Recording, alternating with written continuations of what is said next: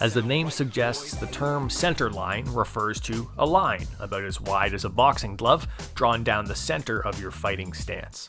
It is often represented with an actual line drawn on the floor, which is used as a reference point for foot positioning, head movement, and angling drills. But to get all of the benefits of the center line concept that we will be discussing in this video, you should imagine it rising up from the ground, like a wall panel or partition that splits your stance in half. This is the center line. It is our crosshairs, our foot markers, and so much more. It might not seem that important or even make much sense to you right now, but this simple reference point might also be what takes your game to the next level. It is a high value, high yield concept, one that applies to many different facets of the game and which can be used equally well as a teaching tool for beginner techniques and positioning, or as a lens for advanced fighters to make reads and stay safe. If you're looking to improve your stance, punch technique, footwork, angles, defense, or inside fighting ability, listen up. The centerline theory underpins them all. Part 1. Stance. Whether you're teaching somebody else or trying to self-correct, the center line provides the perfect reference point for proper foot, head, hand, and shoulder position. If you've been introduced to the center line before, it was probably in this context. Let's review. First, we need a line on the floor about the length of a normal step to leave room for both feet. You can use a piece of tape, draw it with some chalk, scratch it in the dirt with your heel, whatever. When learning a basic boxing stance, we use this line to establish proper foot position. To do this, take a normal step forward as shown, then rise up on the balls of your feet and turn everything slightly sideways. Notice that the rear foot turns a little more, ending with the toes pointed at roughly a 55-degree angle. You'll know you're standing in the right position when the center line touches your back heel and front big toe. This is sometimes referred to as proper heel-toe alignment, and the center line is what we use to check it. We want to maintain this position for the majority of the fight, as it keeps us balanced under fire and ready to step or shift weight in any direction for attack or defense. If we step out of heel-toe alignment, it is temporary, typically part 1 of a 2 or 3 part movement that ends right back here. In summary, use the center line to teach and reinforce proper foot position and heel-toe alignment until it's second nature. The center line also gives us a great reference point for proper hand and shoulder position. Once you've got your feet in place, turn the hips and torso so that you're standing almost sideways on the center line, with your shoulders hugging it on either side like you're aiming a rifle. This position angles the body to load the rear hand, moves the lead close to the opponent, and puts the lead shoulder in position to defend. From here, hand position is easy. The hands mostly follow the shoulders, stacking right on top and framing the center line like I imagine you'd hold a bazooka. At least that's what I always think of when doing this pool noodle drill, which I recommend as a way to make this somewhat abstract idea a bit more concrete. You literally walk around carrying your center line. Now, I do recommend carrying the lead hand on the center line, or at least floating it there often, as this loads the jab right in firing position and obstructs any attacks up the middle. You can also carry the rear hand on the line, palm forward in parry position, to make jab defense a bit easier. So again, that is how we can use the center line to find and maintain proper hand and shoulder position. The center line also helps us find and maintain the right head position, keeping our head out of reach while loading the rear hand for power. It's very simple, just keep your head slightly off to the right or rear side of the center line while in your basic stance. Think about placing your left or lead eyebrow on the line while you keep the right or rear side just clear, just ever so slightly loaded towards the back hip, where you can look down the barrel of the gun and wait for your target to make a mistake. So in summary, beginners use the center line as a reference point to get set up with the head, shoulder, foot, and hand position mentioned above. Once you've settled in, move around and take your center line with you, like we do with the noodle drill, trying to maintain these positions while you work basic stepping and shadow boxing. As you get better, these positions will become second nature, and you can start to use the center line, both yours and your opponent's, in more advanced ways to inform your punch selection, angles, inside fighting, and defense. Part 2. Punch technique. You can use the same center line you drew on the floor in the last section as a reference point for proper punch mechanics. In regards to straight punches and uppercuts, the center line represents the most direct route to the target. These punches are designed to drive power down this attack line with efficient weight shifts, rotation, and arm movements. Straight punches shoot down the center line, while uppercuts cut up through it. The more our straights and uppercuts stray from the center line during delivery, the more power is lost or leaked, and the longer it takes for them to reach the target. For our punches to travel down the center line in this way, we need to start from the proper position, which we established in section 1. We also need to rotate the body as a unit and keep the elbows close to the torso. All valuable cues for beginners that correct common mistakes. If you aren't doing this already, good news. Implementing these kinds of drills will help your punches reach the target faster with less effort, without having to improve your physical hand speed. Obviously, there's more to proper straight punch and uppercut mechanics than what I've laid out here, but the center line is a great tool to check the form you've learned elsewhere and to make sure you're always taking the inside track to the target. For hooks, it's a little different. Obviously, we aren't punching along the center line, we're hooking into it from the side. But the center line does show us the ideal point of impact. Use that same visual of the center line rising up like a wall panel to bisect our side-on stance. Now throw your hook to hit that wall panel, and do it in such a way that the punch ends on time, with everything turning over together.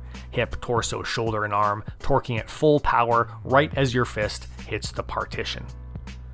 Your follow-through will carry your arm just past the center line as you punch through the target, but your target is the center line, and the punch should be designed to peak there. Part 3.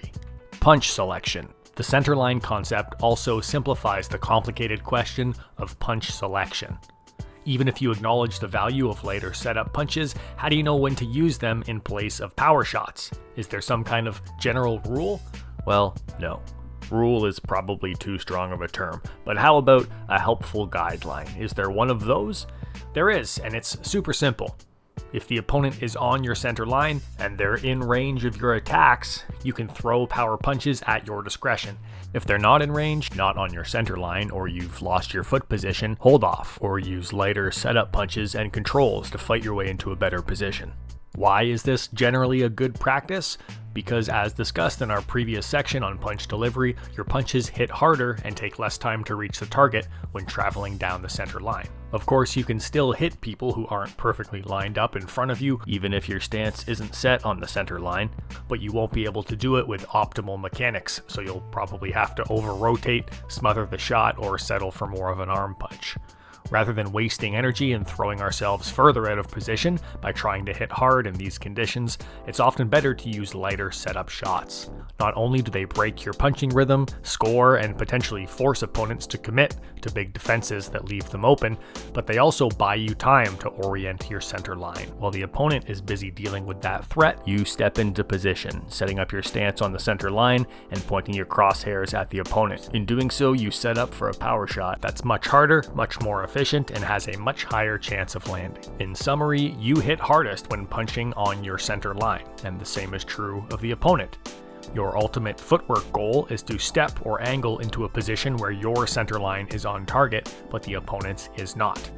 As a general rule, to help with smart punch selection, throw lighter setup punches when your opponent is off the center line, and look for power punches when they're on it. Now, this all applies to the opponent as well, so an understanding of the center line concept can also help you anticipate when their power shots may be coming. Part 4. Defense. The center line concept can improve our defense in two ways. First, as a cue or reference point to reinforce proper mechanics, and second, as a lens to help us anticipate and avoid the opponent's power punches, which we'll discuss a bit later. Here's how we can use the center line as a reference point to develop our defensive techniques. 1. Defensive traffic or punch lane control. Knowing your opponent's center line makes it much easier to create defensive traffic, which is really a faster, fancier way to say covering the opponent's center line with your hands. For example, to stop your opponent from throwing straight punches and uppercuts, identify their center line and extend your hands with palms facing forward in parrying shapes to cover it. This blocks their main attack line, forcing them to either punch into your hands or choose a longer, less direct route to the target, which gives you more time to react. With these proactive defenses in place, you can focus more on actively defending other openings and winning the footwork battle. You can learn more about this in my Beginner's Guide to Long Guard Defense video, which you can find here. 2. Proper parrying. Just as we can use the opponent's center line to know where to put our proactive parries, we can also use it to anticipate where our active parries will need to go. This idea is very simple and it overlaps a lot with the previous point. Basically, when you execute a catch or parry, think about moving your hands along the opponent's center line, since that's where most people are taught to punch. Thinking about the center line can help beginners make sense of parrying when learning and drilling, and tracking your opponents can make parrying a bit easier in practice. 3. Turn blocks. The turn block is kind of a hybrid technique, part parry and part block, where we deflect punches inwards by turning the shoulders to move the forearm, glove, and elbow into the attack line. Here, the center line is a great reference point that tells beginners how far to take their turn blocks, so that they can learn to deflect punches coming down the middle without over-rotating, which would slow their counters and leave a big blind spot. Line up over your center line marker and turn block your forearms into the center line, but no further. Drill this movement until it's second nature. Number 4, head movement. Here again, the center line concept works equally well as a teaching tool for beginners and as a lens for advanced fighters to spot openings and stay safe. As a teaching tool, it's a great way to show effective slipping. We can use the same center line we drew on the ground as a reference point or visual aid to show what it means to move the head on and off the line, especially when we're punching. So, I'm using this line because at the same time my punch coming to the line, my head get off line. Beyond helping to delineate some different head slots and check that we're moving the head offline as we punch, it emphasizes just how little the head and body actually need to move to slide clear. Thinking about the center line also provides a lens advanced fighters can use to bait and set up big counters in fights and sparring situations. This tactic was touched on in the Bivol Canelo video, as well as my give and take video for short boxing. In brief, it's about giving the opponent a juicy target, approaching with your head positioned on their center line, and inviting them to attack with your escape routes primed and ready. You are definitely taking a risk by doing this, but it comes with a reward. When you offer up such an irresistible target, the opponent's attack is a little easier to predict. You get some control over their punch timing and selection. As soon as the opponent takes the bait and commits to the target, you slip off the line to a new head slot, so you can make them miss and make them pay. Obviously, in order to pull this off, you need to know how to identify the opponent's center line, and you need to know that your slips will take you off it. You can find the Bivol Canelo video here, and the short boxing video right here. Part 5, Footwork and Angles. Not only does the center line concept inform our foot position in a basic boxing stance, it also serves as a lens we can use in sparring and competition to know exactly where to step in order to hit hard without being hit. The center line concept boils the complex subject of footwork and angles down to a simple objective: get off the opponent's center line and force them onto ours. Whatever fancy footwork technique you use, make sure it checks this box. Using the line on the floor we drew previously, we can represent our imaginary opponent's center line, then practice moving off of it in different directions with steps, pivots, shifts, and step shuffles, while also making sure we land or finish on balance with our center line aimed at the target so we can follow up right away. The center line also gives us a lens we can use in fights and sparring to anticipate our opponent's power and identify a clear danger zone to avoid with simple footwork. This ties back to our point in the punch selection section, which is that when the opponent has you on their center line, they're more likely to throw power punches. So know when you're on it and try to stay off it. Part 6, Inside Fighting. This will be short and sweet because I just released a video on an inside fighting position built around exploiting the center line.